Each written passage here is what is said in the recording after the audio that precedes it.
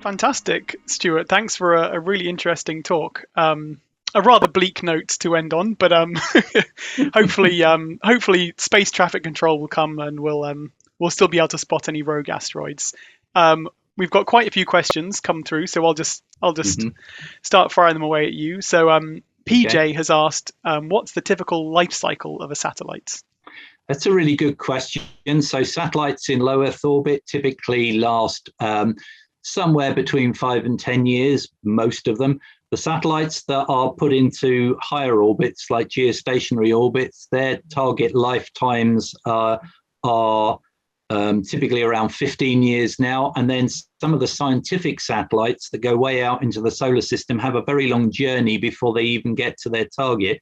So they can sometimes be designed to last for many decades sometimes. And in fact, I think some of the longest lived satellites are the Voyager satellites, which were launched in 1977, and they are still transmitting some data back to NASA on the environment that they're flying through. Brilliant. So T has asked, are there regulations as to who can send a satellite into space, and who would own those regulations if they did exist?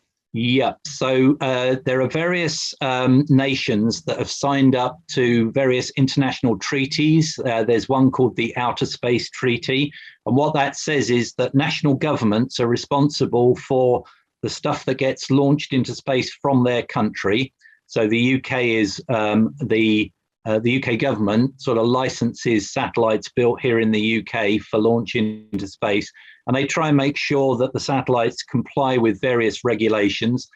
The most important regulation that is in place is that you don't want all the satellites transmitting on the same frequency. So there's a system to coordinate the frequencies between the satellites so that they have their own frequencies to communicate with the Earth. And the thing that I'm increasingly thinking we'll need, which is part of space traffic control, is we need to start regulating what orbit heights various satellite constellations work at so that they don't bump into one another. If they can all have their own altitude above the Earth, if you like, then the chances of collision are much reduced. And how often do collisions actually have? So Serena here has asked what the risk of them crashing into each other, but Yeah, do collisions so happen that's often? that's a really good question. So there have been some quite high profile collisions that have led to a lot of debris.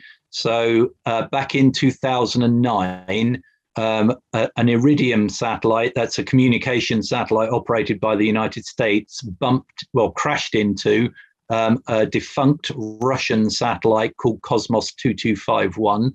And that, because the two objects were colliding at more than 10 kilometers per second, closing velocity, they just smashed into smithereens, and that created nearly 3,000 bits of trackable debris and probably quite a lot more, even smaller bits that are too small to track. So we really do have to try and avoid these collisions happening, which is why there is a system now for tracking stuff in space and providing satellite operators with warning when they're potentially on a collision course with something so that they can maneuver out of the way.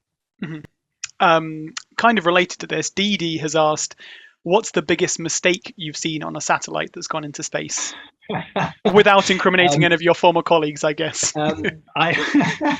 So actually, the biggest mistake that I've seen was actually before a satellite was launched. It was still being prepared in a clean room in the United States. I apologize for anybody who was involved with this incident who might be on the call, because it was a bad day. And so what happened was they were building two satellites in the same clean room.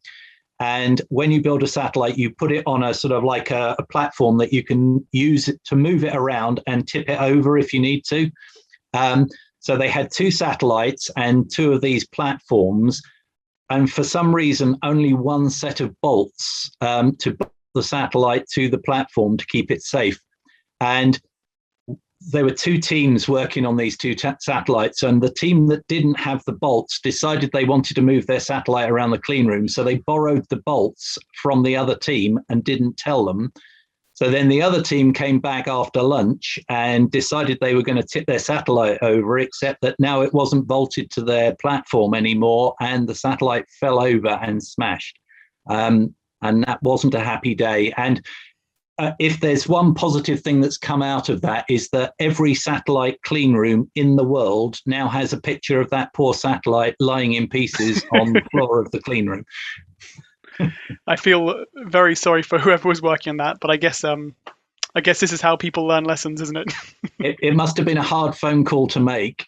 Yeah, I guess it's reassuring to know that even people building satellites for a living make the same kind of simple mistakes that everybody else does as well.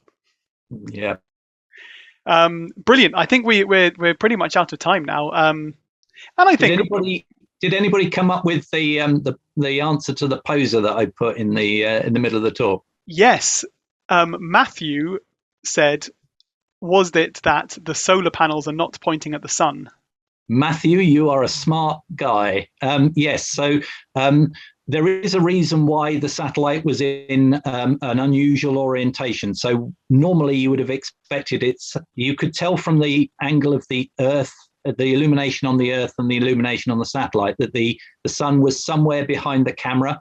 So you would have expected the solar panels to be nearly flat on, but they're actually edge on. And the reason for that is that as the servicing satellite is approaching, it's got to make maneuvers with its thrusters to slow itself down so that it doesn't collide. And so what they were worried about was the propellant from the thrusters contaminating the solar panels on the target satellite. So they turned the panels edge on to make sure that didn't happen. But well done, Matthew. That's really very observant. I'm very impressed. Fantastic. So thanks again, Stuart, for a really fantastic talk. If you want to hear more of Stuart, if you go onto our YouTube channel, we've got a talk that Stuart gave in our theatre a couple of years ago, which is really fantastic, at an event where also the astronaut Al Warden was talking. So you can see that one on our website as well. I feel it was unfair to pit you against a former NASA astronaut at that event, Stuart, but it was another fantastic talk. He had one or two advantages, like having been to the moon. Fantastic. So that's all for tonight. Do check out our website we've got lots more events coming up in our theatre and online, some in our theatre and online at the same time. Very exciting. But otherwise, thank you very much for joining us tonight. See you all soon, and goodbye. Thank you very much.